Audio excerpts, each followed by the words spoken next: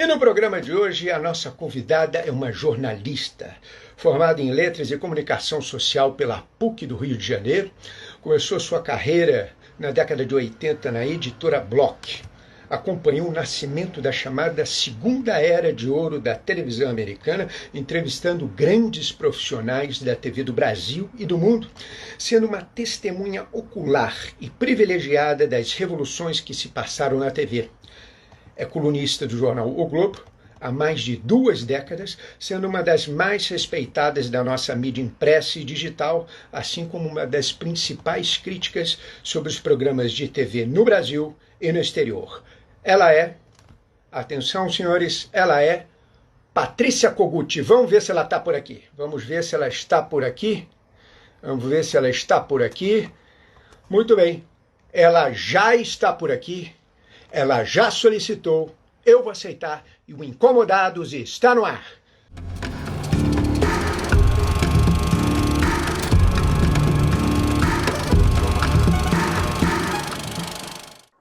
Boa noite. Patrícia Kogut, boa noite, como é que você está? Tudo bem? Tudo bem, prazer. Tudo tranquilo, prazer.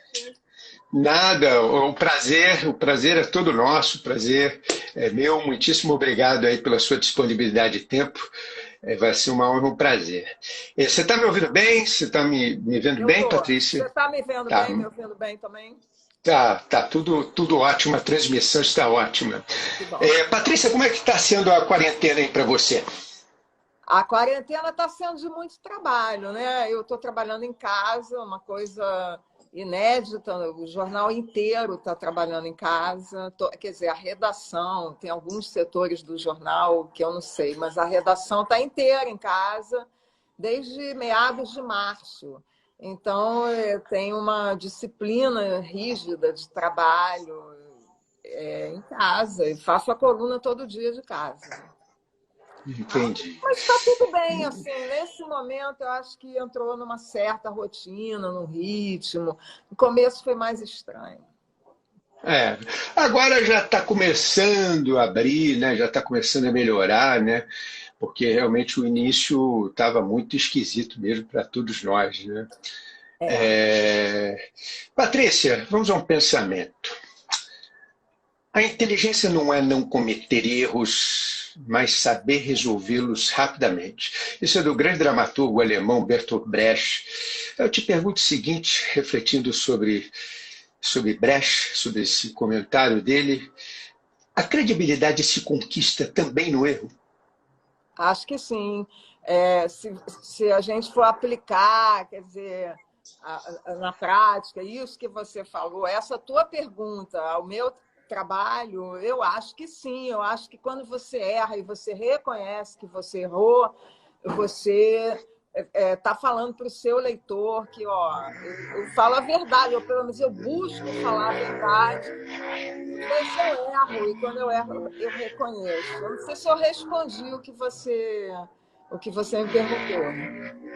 Mas não, eu respondeu. acho que o meu trabalho vive de credibilidade, eu preciso ter credibilidade, eu busco isso. E eu erro, eu faço uma coluna diária há muitos anos. Já errei muitas vezes.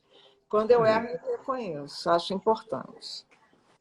Já percebi que você já, inclusive, na sua coluna, você tem o nota 10 e o nota 0, você já se deu o 0, inclusive. E como é que você se sente, assim, o fato de você ter se dado o 0? Eu me sinto bem, porque eu acho até que os leitores, quando isso aconteceu, os leitores gostaram. Quer dizer, eu acho que quando eu fiz, eu estava sendo justa. Foi alguma coisa que eu não me lembro de nenhuma nota 0 assim, que eu tenha dado para mim. Já aconteceu mais de uma vez, mas foi uma coisa pensada e justa. Eu tinha feito alguma coisa que eu me senti mal de ter feito. Eu tinha errado. É ruim você errar. Quando você tem uma coluna assim num jornal, o Globo é um jornal importante, tal, quando você erra, você tem obrigação de se retratar. Não é só por mim também, mas pelo jornal onde eu trabalho, pelas pessoas que leem aquilo, por tudo. É verdade. Aproveitando que você trabalha num jornal de extrema credibilidade, né, que é o Jornal o Globo, eu te pergunto o seguinte: com tantos interesses políticos e econômicos no Brasil, poderíamos considerar, de uma forma geral, né, ampla, que o jornalismo é parcial ou imparcial? Não, eu acho que o jornalismo correto tem que buscar a imparcialidade, né? Acho que a gente busca isso. Tem sempre. Eu não posso falar por todo mundo, Claro. né? Mas falo por mim.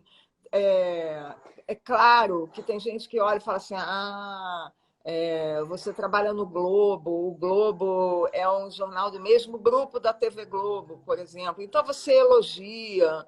Existe esse tipo de pergunta, mas quem me lê todo dia sabe que não é assim que funciona a coluna. Eu não tenho nenhuma ordem, nenhuma orientação para não Sim. fazer nada que não seja apenas o que eu acredito. Então, eu acho que a gente tem que ser isento. Eu acredito nisso, eu busco isso. Agora,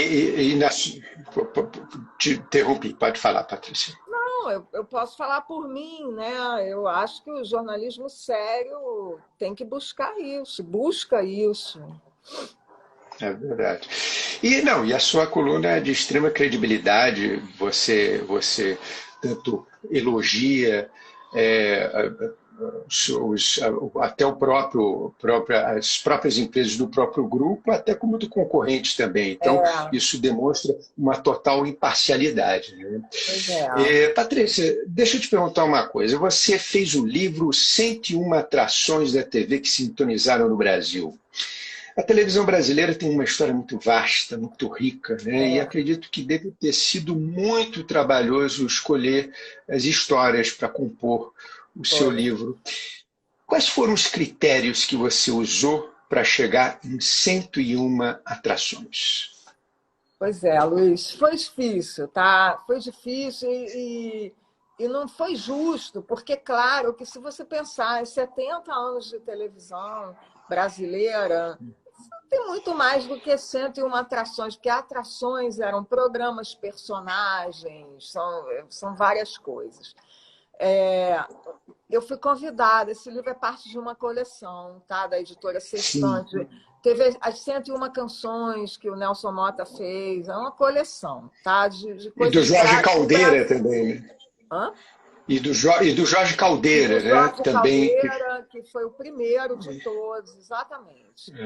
Então, quem me convidou para fazer foi o Eduardo Bueno, Peninha, que é também um colega jornalista, fez livros maravilhosos de história do Brasil e tal. E a gente conversou muito.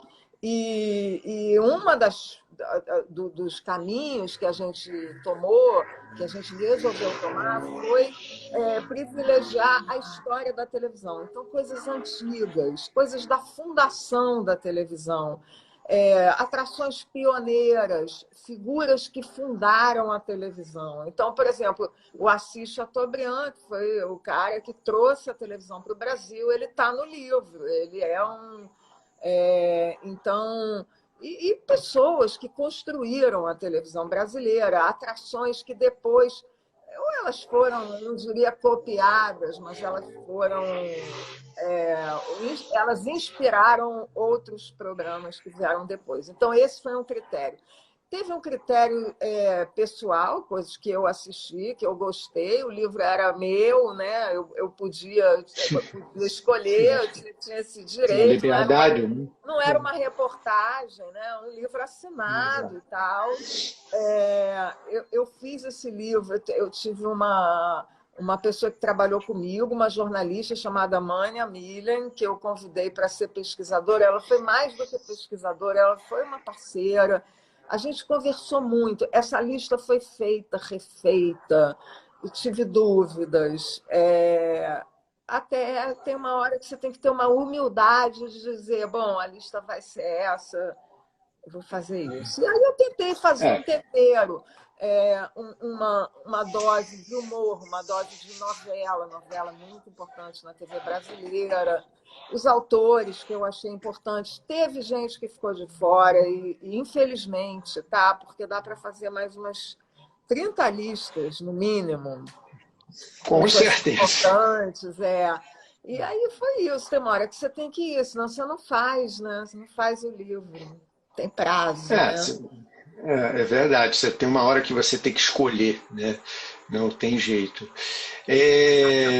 Patrícia, Aristóteles dizia que há uma maneira de não receber críticas. Não faça nada, não diga nada, não seja nada. Eu te pergunto o seguinte, refletindo sobre esse grande filósofo grego, qual é a análise que você faz da importância da sua crítica para os seus leitores? Essa frase é boa, porque tem É, uma outra frase, que acho que é um dito popular, não é Aristóteles, não é nenhum grego, mas que é quem trabalha erra, né?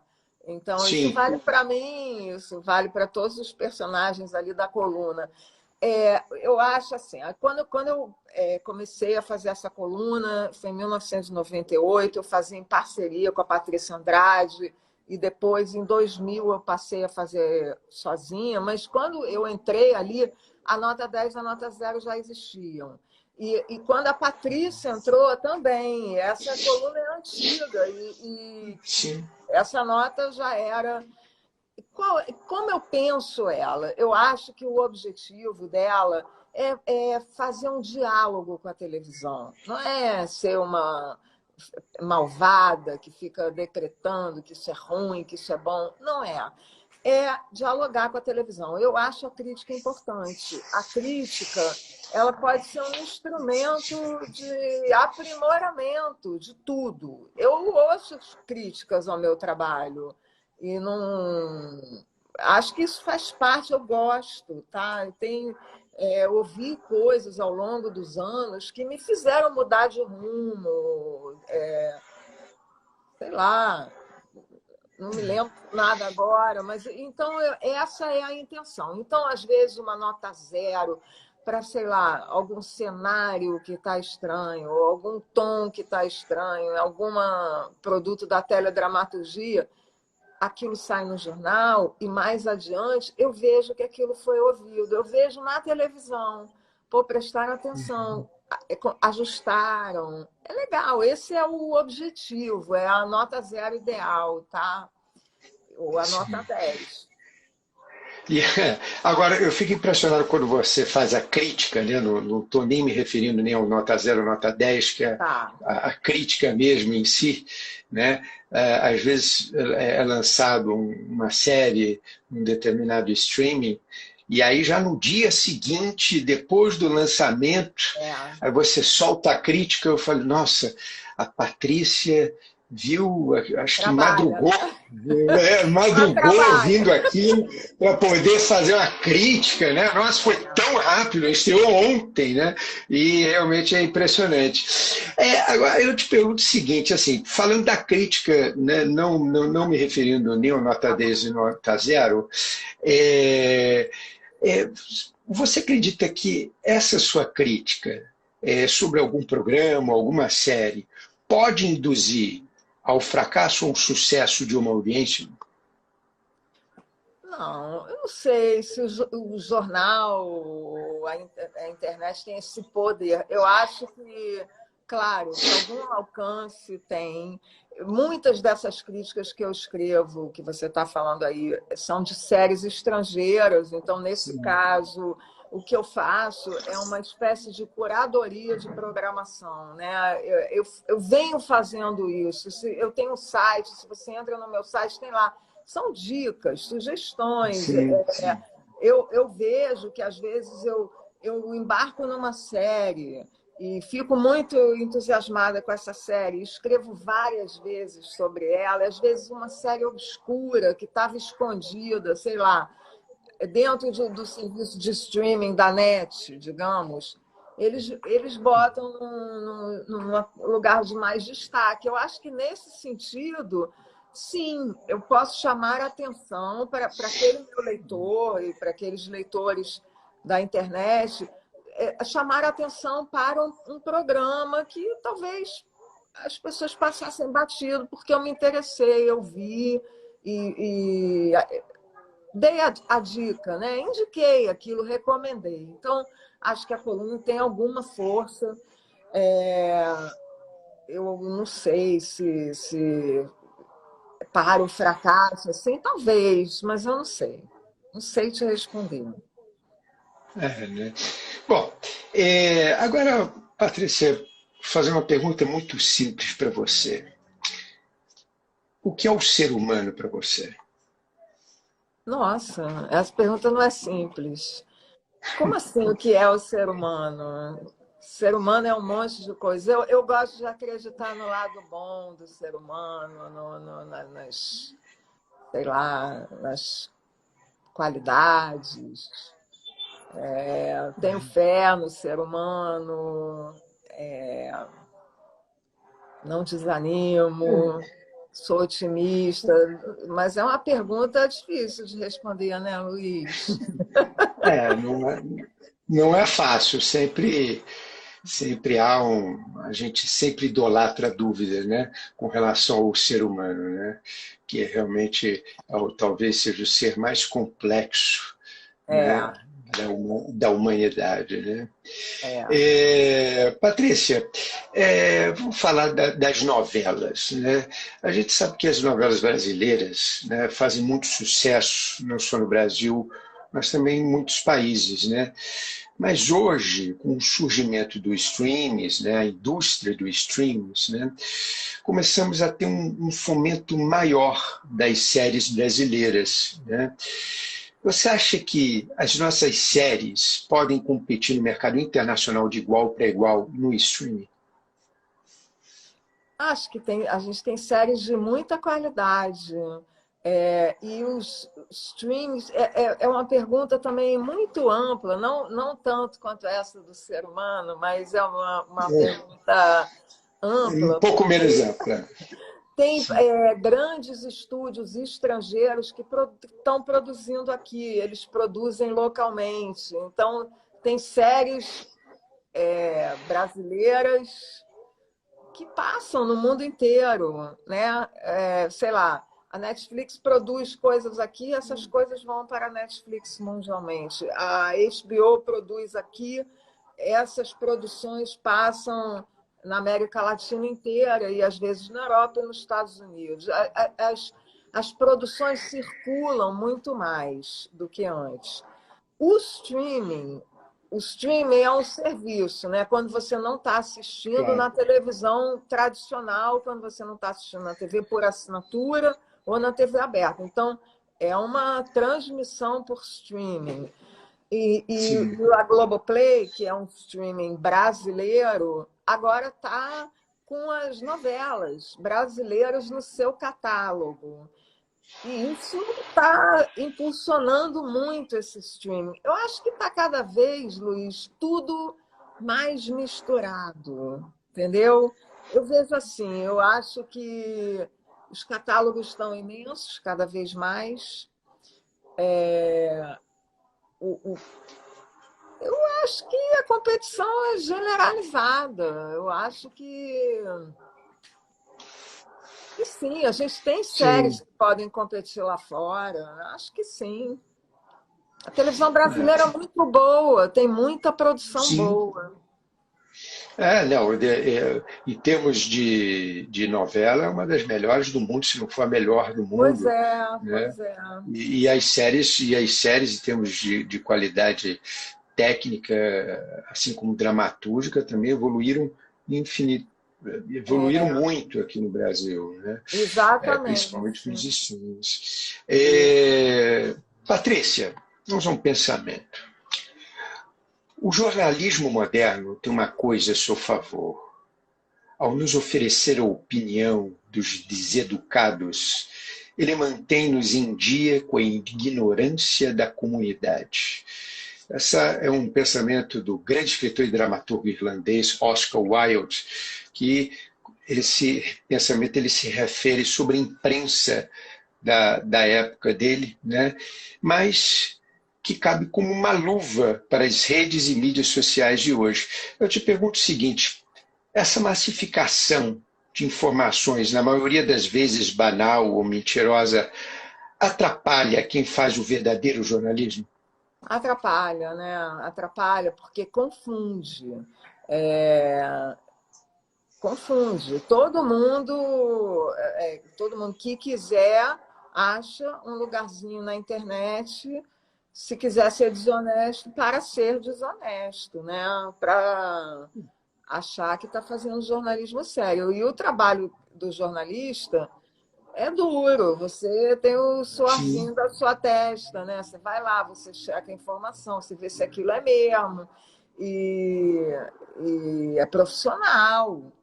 E aí isso daí atrapalha, claro, claro. É É, difícil competir com isso, né?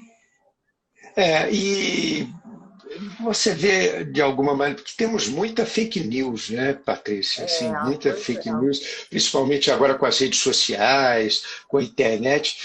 Você consegue ver alguma solução para que possa ser, pelo menos, reduzido essas fake news? Ou você acha que realmente é um caminho sem volta? Não, eu espero que não seja um caminho sem volta, que isso não domine o mundo. Eu espero muito. Eu acho que é difícil, né? Não, não é bom. Não é fácil, né? Patrícia, as palavras cortam mais do que espadas. É difícil lidar com as palavras no dia a dia? É, super difícil. Quando você faz você produz uma coluna que você sabe que vai ser lida. Você não está usando aquelas palavras só para você, né? Não é querido diário. Você está escrevendo para um leitor. E você também faz crítica. Eu acho que isso que você falou aí vale muito para a crítica. Você tem que calcular as suas palavras. Tem que ter uma responsabilidade em tudo que você escreve. Além do bom português, que também é importante, tem a palavra correta, né? Você não falar de mais, não falar de menos, dar o peso certo ao que você escreve. É importante. Às vezes, no dia seguinte, uma coluna diária é muito trabalhoso. Você não tem tempo, às vezes, para reescrever. É um ritmo industrial, é um jornal. Às vezes, no dia seguinte, eu releio e falo assim, pô, eu teria escrito diferente. Essa frase eu não teria feito assim. Mas não é livro, né? É jornal. É, é jornal. Mas dá para, depois de, se você perceber algum equívoco, dá para, depois de alguns dias, é, enfim, colocar de novo, consertando alguma coisa Não, parecida dá. com E isso, né? hoje, com a internet, você pode reescrever, né? Porque antigamente era impresso, acabou, né? Rodou o jornal, acabou. Agora não. Agora eu tenho site e eu posso ali, às vezes, reformular algo. Às vezes eu faço. Muito bem, Patrícia. Qual o grande equívoco que as pessoas cometem ao falar de você? Não sei, não sei. Eu não sei o que as pessoas falam de mim. Se uma jornalista tão conhecida, Não sei, olha, não sei responder pelas pessoas. Eu sei que eu faço o que eu faço com correção e com isso aplicada e dedicada. Eu não faço sem responsabilidade. Então, entendi. Muito bem, Patrícia. Acho que a televisão é muito educativa. Todas as vezes que alguém liga o aparelho, eu vou para outra sala e leio um livro. Isso é do grande comediante, ator americano Groucho Marx. Refletindo sobre o pensamento desse grande ator, eu te pergunto o seguinte: a televisão tem um compromisso de educar ou apenas é um veículo para entreter?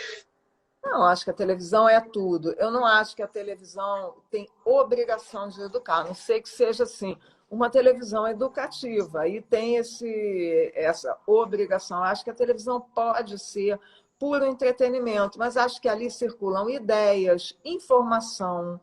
É, ela traz muita coisa boa, ela instrui. Eu tinha tenho um amigo no jornal que ele falava assim: eu estava lendo os clássicos, de repente eu olhei para o lado e estava passando o Big Brother, aí eu me distraí, eu não conseguia mais ler os clássicos, era uma brincadeira, tem a ver com isso aí que você está falando. Eu acho que tem lugar para tudo na vida, né? Você pode se divertir, a televisão pode muito bem apresentar um programa que seja meramente de entretenimento. E ela informa, né? Ela tem noticiário, tem programas educativos, ela tem de tudo, ela tem um repertório imenso. Entendi. Perfeito. Muito bem, Patrícia, vamos então um bate-bola. Eu vou falar uma palavra e você vai me responder apenas com uma palavra. Tudo bem? Tudo. Então, vamos lá. Referência. Tudo que a gente leu, né? Tem que ser uma palavra. Livro. Seriado. Sopranos. Nota 10. Uma boa série. Família. A minha. Maravilhosa. Livro. Livro muitos. Ana Karenina. Filhas. As minhas. Desejo. Desejo que acabe essa pandemia, né? O fim da pandemia. Saudade. Saudade. Saudade de andar livremente, sem coronavírus. Estou com saudade. Saudade do jornal também. Música. Gosto de quase tudo. Todas. Uma música, não tem a preferida?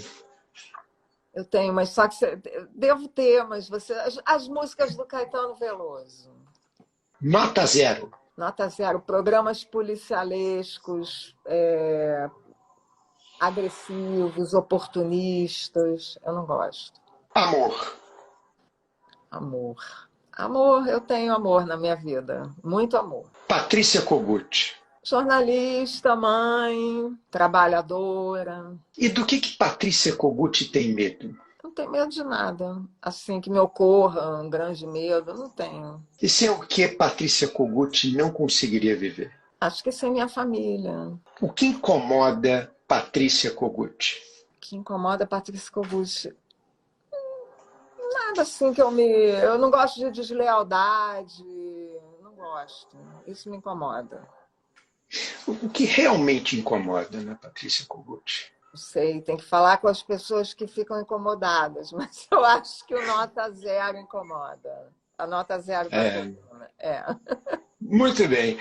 Patrícia Kogut, você tem algo que a gente gostaria de falar e por algum motivo não falou ainda, então abre seu coração, fala o que você quiser e seja uma enforcada pelas cordas da liberdade. Diga lá, a palavra é sua. Olha, te agradeço pelo convite de estar aqui. Eu sigo trabalhando em casa, leitores que estão te seguindo, quer dizer, seguidores, leitores são os da coluna. Sigam o perfil da coluna, que é @coluna Patrícia Kogut. Todo dia lá tem informação. Mandem mensagens. Falem o que vocês gostam de assistir. Isso sempre é legal. Eu gosto dessa troca. E é isso. Te agradeço o convite. Foi ótimo, papo. Maravilha, Patrícia. Agora chegou a hora do nosso print, do nosso registro virtual, para registrarmos nesse minuto, nesse segundo, juntamente com essa audiência, essa plateia linda e maravilhosa virtualmente que está nos assistindo. Muito bem, atenção, deixa eu só tirar os comentários, pronto, tirei, atenção, pronto, feito o nosso print. Tá Patrícia Kogut, muitíssimo obrigado pela sua disponibilidade de tempo. Adorei ter batido um papo com você, foi ótimo, foi muito bom, foi uma honra para a gente. Muitíssimo obrigado, Obrigada, tá honra bom? minha, tá? Tá bom? Muito bem, na próxima semana estarei com o articulador cultural e ator Rodrigo França. Mais uma vez, muitíssimo obrigado pela audiência de todos vocês em seus respectivos celulares. Ótima noite, excelente semana. Fiquem com Deus e tchau para vocês. Um beijo, Patrícia. Obrigada. Beijo, tchau, tchau. Nada, obrigado a você, beijo.